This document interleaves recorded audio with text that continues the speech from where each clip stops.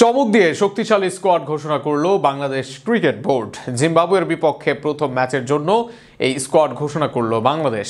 স্কোয়াডে লিটনের জায়গায় সুযোগ পেয়েছেন মাহিদুল ইসলাম অঙ্কন। এদিকে তাসকিন না থাকায় সাকিবকে দিয়ে সাজানো হয়েছে পেস অ্যাটাক। কারা আছেন বাংলাদেশের প্রথম ম্যাচের স্কোয়াডে তা নিয়ে থাকছে প্রতিবেদন। আর কয়েকদিন পরেই জিম্বাবুয়ের বিপক্ষে মাঠে নামছে বাংলাদেশ। ঘরের মাঠ সিলেট আন্তর্জাতিক ক্রিকেট স্টেডিয়ামে গড়াবে 2 ম্যাচের প্রথমটি। আর সেই ম্যাচের জন্য স্কোয়াড ঘোষণা করেছে বিসিবি। পিএসএল খেলতে আগেই দেশ ছেড়েছেন লিটন কুমার দাস, তবে পিএসএলে সুযোগ পাওয়া তরুণ পেসার নাহিদ রানা ঠিকই আছেন স্কোয়াডে।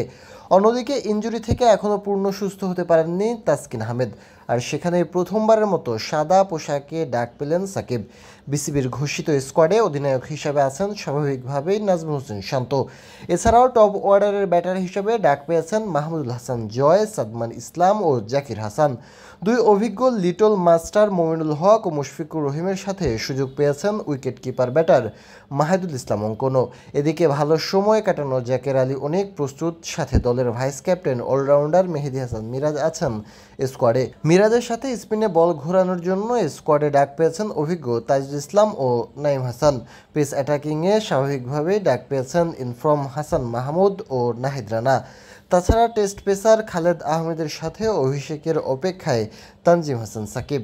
আগামী 20 তারিখ সিলেটে প্রথম টেস্টের মুখোমুখি হবে বাংলাদেশ ও জিম্বাবুয়ে। দ্বিতীয় টেস্ট চট্টগ্রামে 28 তারিখ।